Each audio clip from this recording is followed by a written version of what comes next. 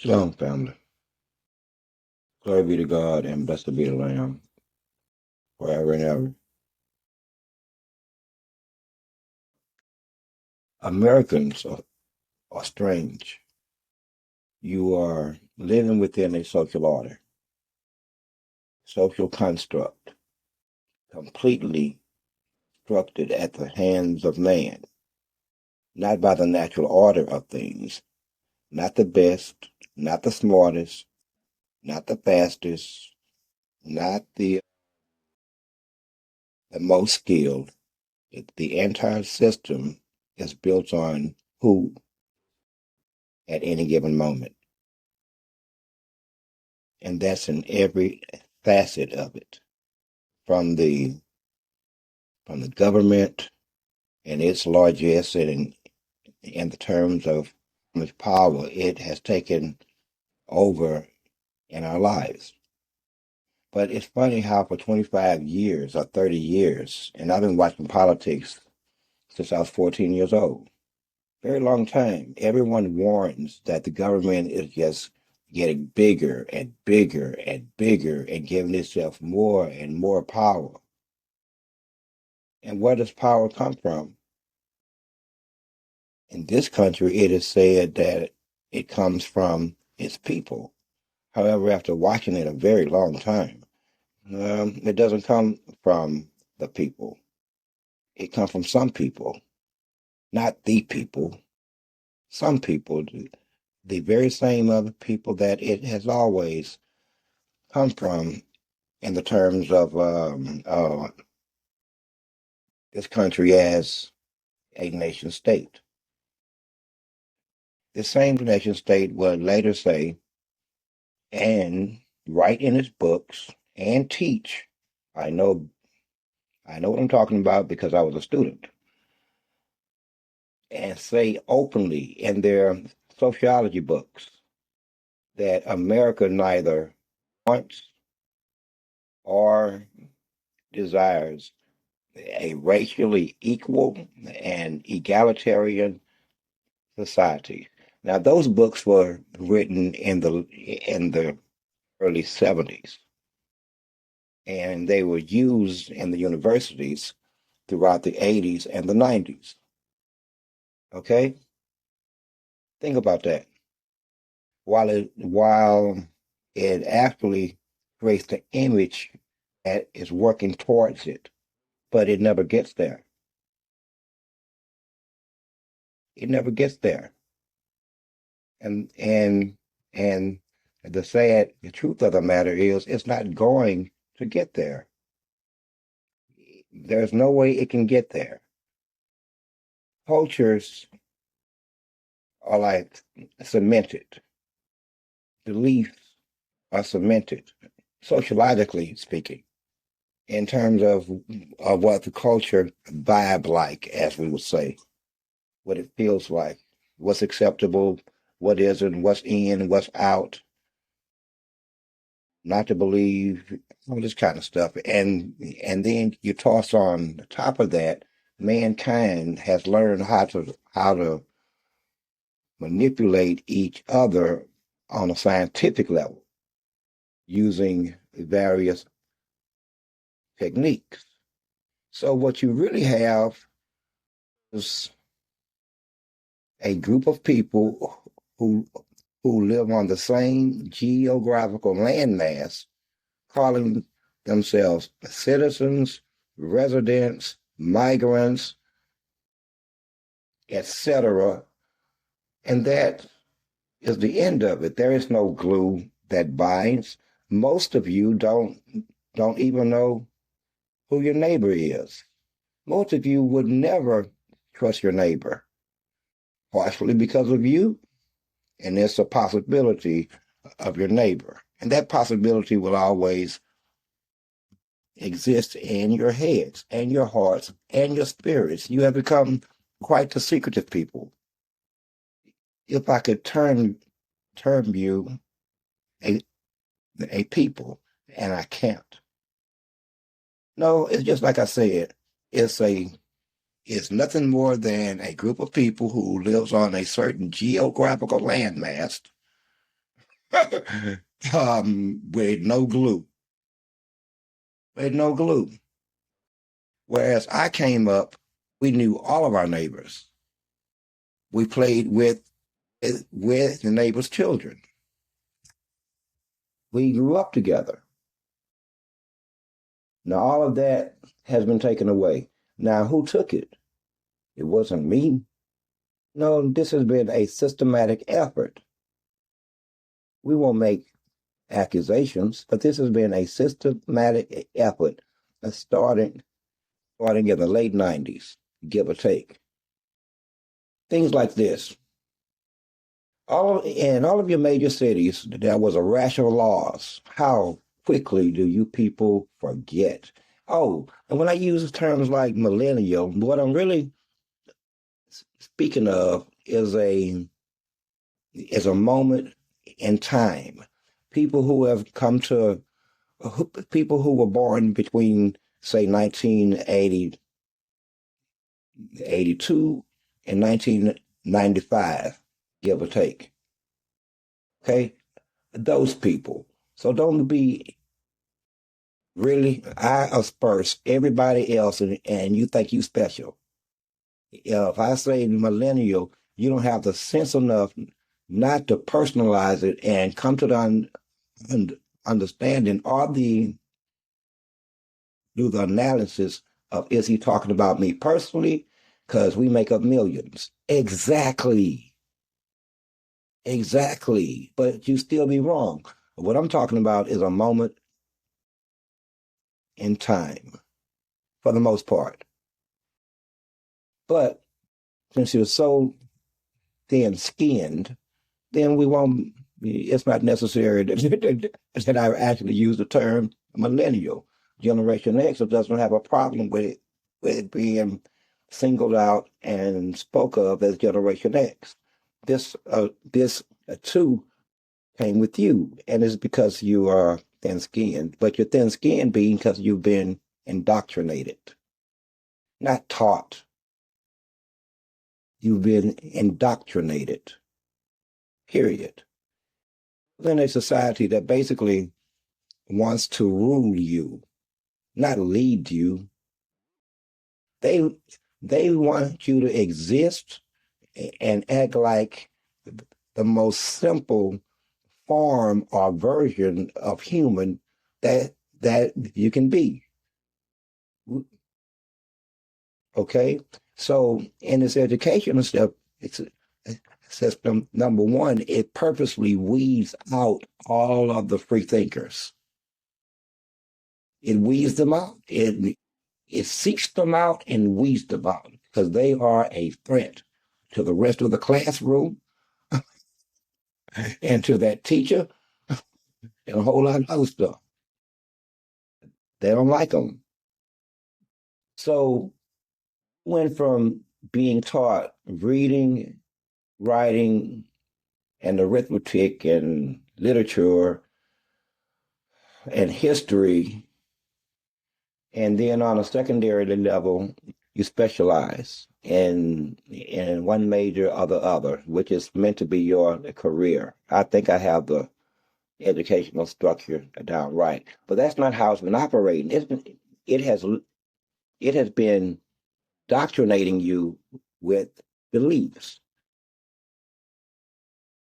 out in the open beliefs. I guarantee you it spends at least 40% of its time in this effort to indoctrinate you into believing one way or the other, or to altering your behavior and your thinking one way or the other. It spends lots of money on it too, damn good money on it. And for the most part, it's worked. But who has it worked on? Those who were what you thought I got lost in my own sauce. Those who were raised or who were born with a cell phone was there with the advent and the socialization of the cell phone. It started out as a symbol of status. basically who has a cell phone and who doesn't, who has this version of cell phone and who doesn't. Let's be real. And folks went out of their way to try to get cell phones. It was causing huge arguments everywhere. One of the real arguments was this: what kind of parent allows their child to have a cell phone, a device in their room, and they don't know who the hell they are talking to, how this device actually works, how this device can be harmful?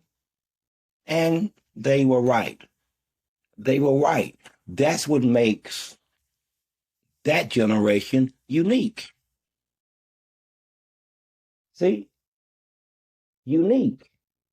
No one can say that they're not different in the terms of their beliefs, how they have processed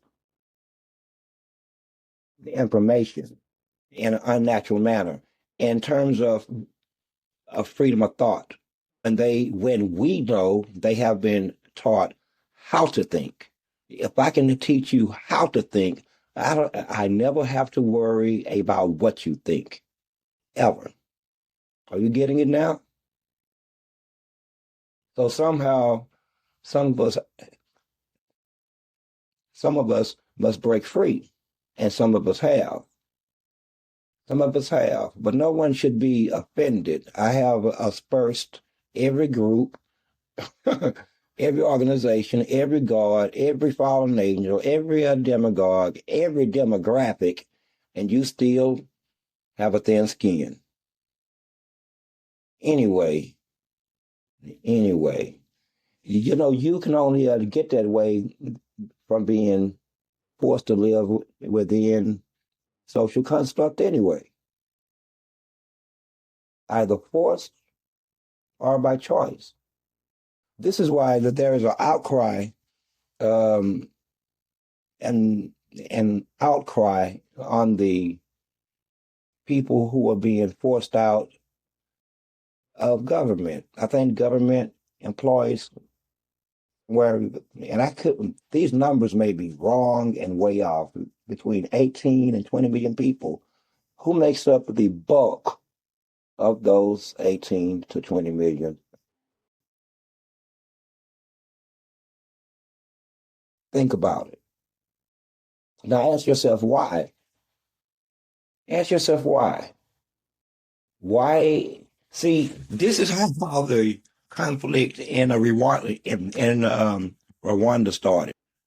This is exactly how. You had a segment of the melanated population who worked for the bureaucracy or the government under the British, and they lived better than everybody else, which it's always been that way. I mean, in terms of when white met black, then they got that way. Before, they were either traders or they were merchants or farmers. Now they became politicians with fancy cars in Rwanda. Go figure. And what is it about these these politicians that believe that they should live above everyone else?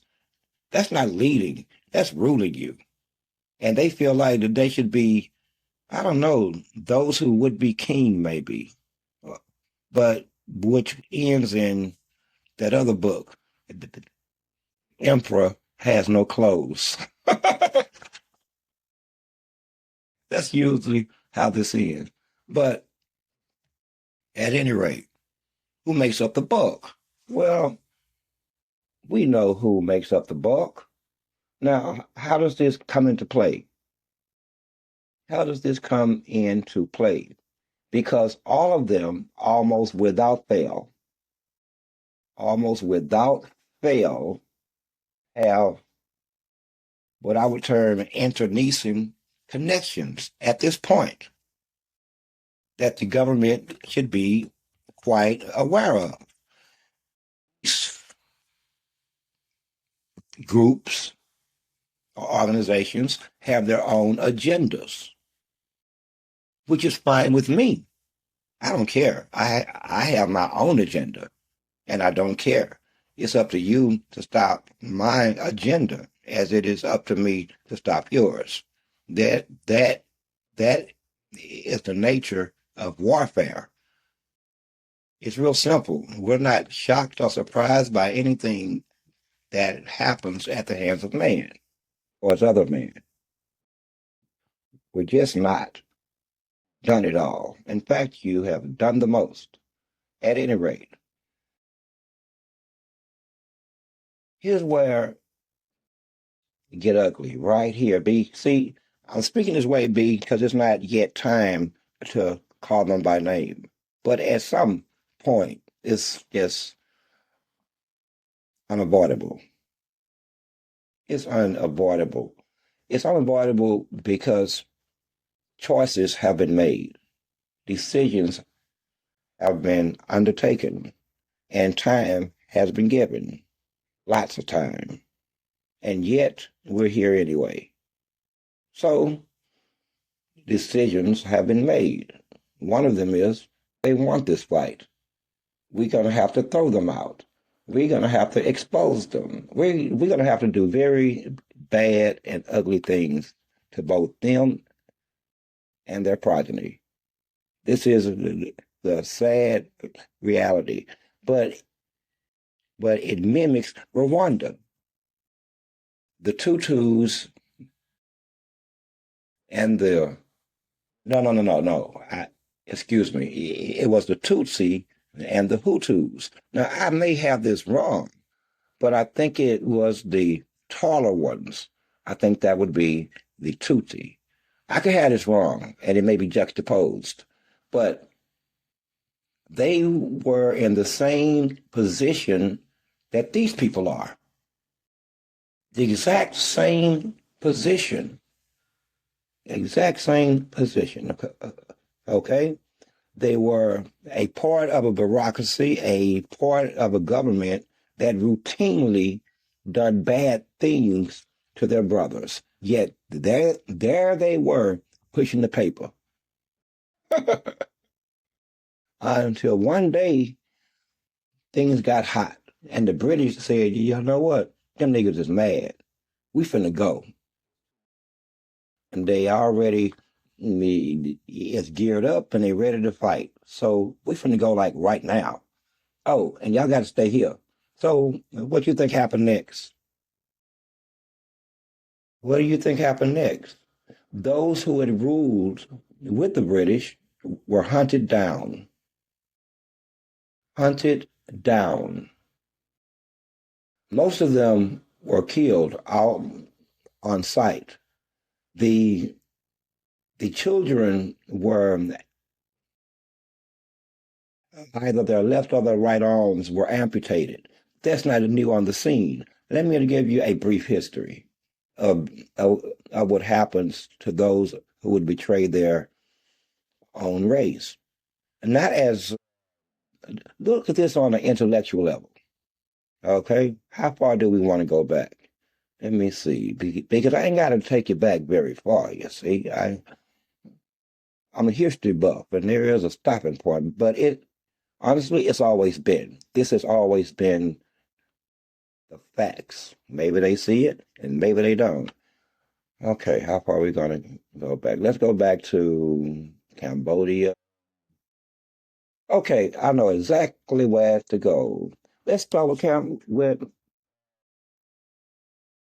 Cambodia. Yeah, that's a good one. Under Pol Pot. Now Pol Pot, when the Westerners left, rounded up everybody who had worked for them, and and he has started to put them in re-education camps, which basically meant I'm gonna work your ass until you die. First he rounded up all of the teachers, all of the bankers and the professors and the government workers, and then he built even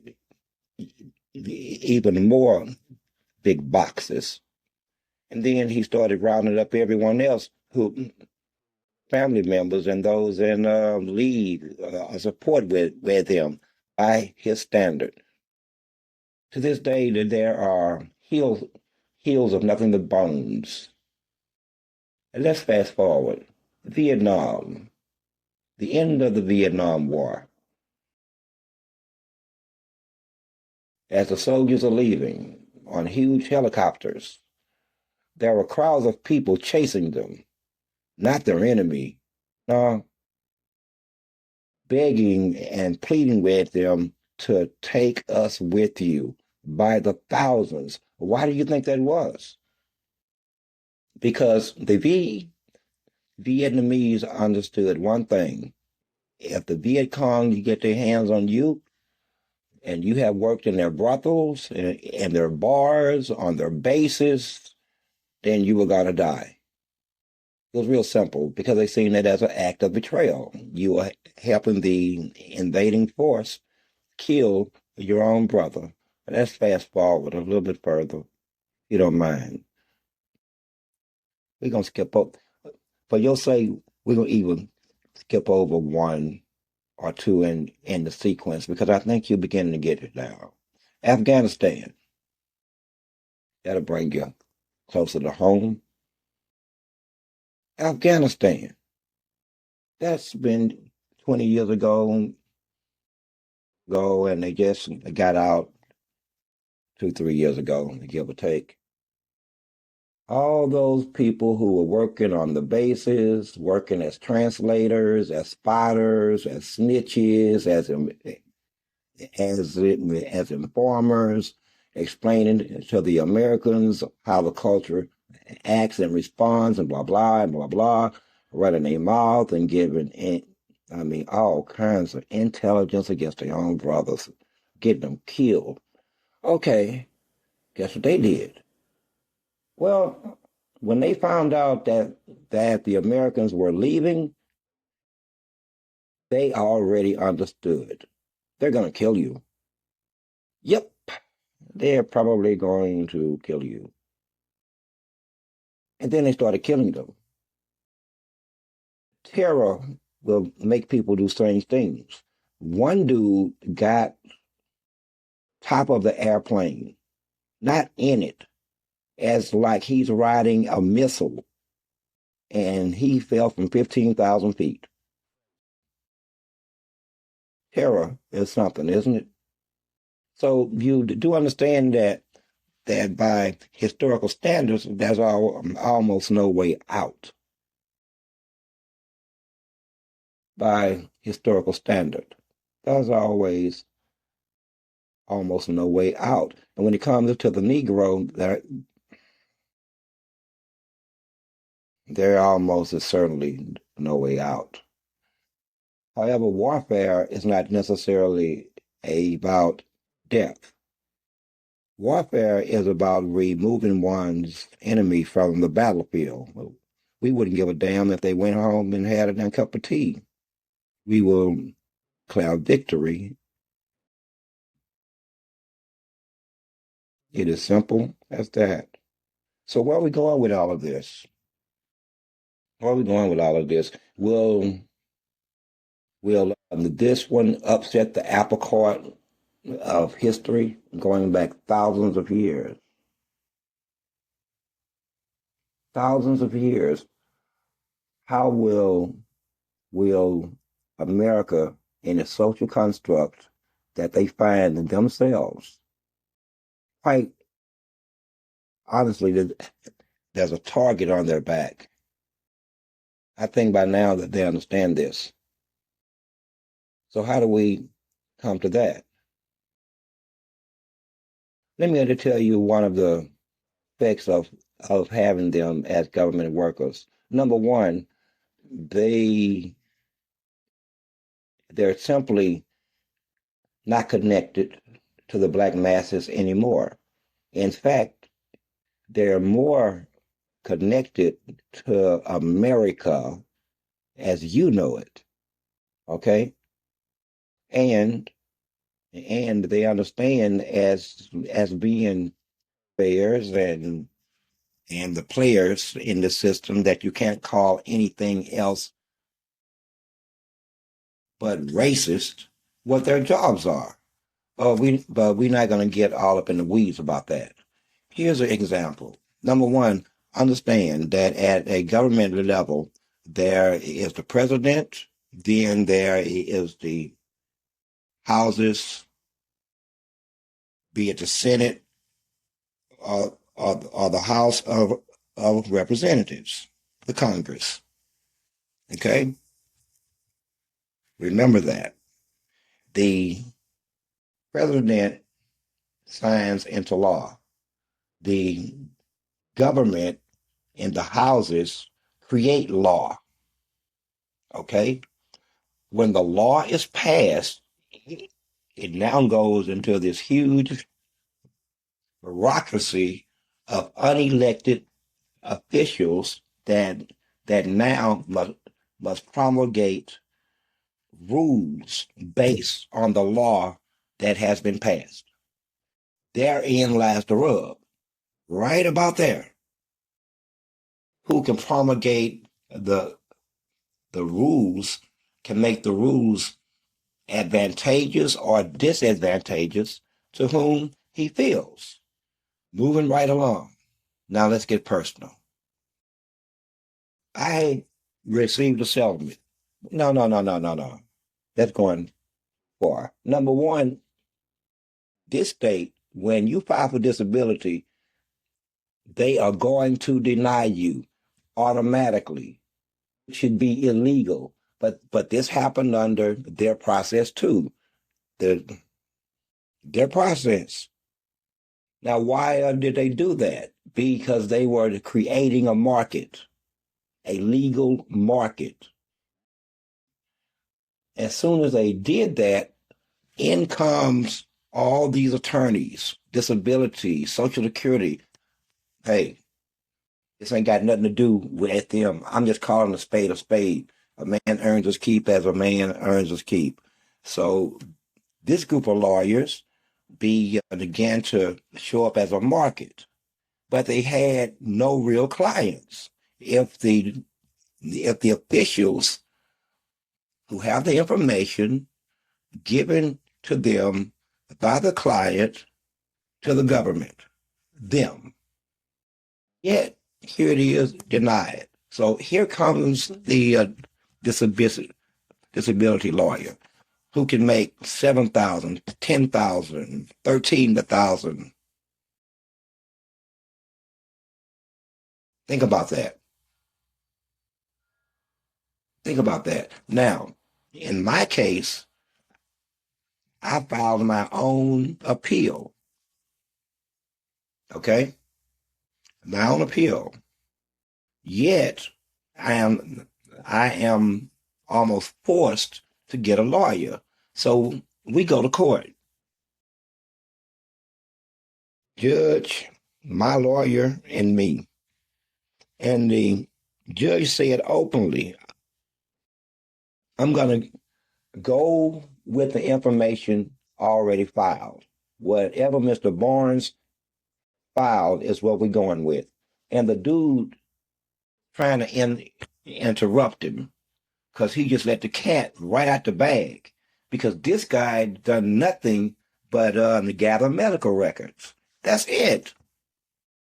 That's that he can receive at the push of a button. Yet he got almost $8,000. Now, why is that important? Because he is connected to the very group, very organizations that occupy the government buildings like Social Security at that level. Not only that level, but upper mid-level management. Upper level management. No one ever gets fired. No one is ever penalized because they all have a cultural understanding of each other.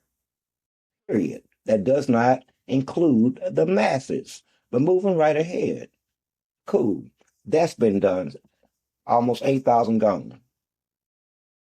Me, the 15,000. So in my head, I'm saying, well, 15,000 is owned. That means I'm gonna run way, way north of Houston and buy some land immediately. So I wait, and they send me 6,000. And when questioned, they said, "Oh, we have decided it's gonna be three different payments."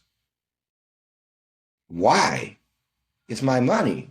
Yeah, yeah, yeah, yeah, money. But we have decided. I mean, we're gonna just send you payments spread out over 8 to 10 months. Okay, I ask you again, why? Well, be because it's meant to keep you in a certain financial condition. Period. Period. If that's just the ups and downs of it. Okay. So not only are they the creators of the poverty and the promulgators and the purveyors of it, they outright are active in making sure certain groups of people stay financially exactly where they are. Okay, is that government? This is what happens when your government is too big. Big. Okay, so it will be easy enough to clean them out. Easy enough legally, anyway, which is what I'm going to talk about next. Sometimes you just have to show people. You just have to show them. Way I see it, when you're given year after year after year after month after year and month after year to simply do the right thing, then sooner or later she'll smack your ass.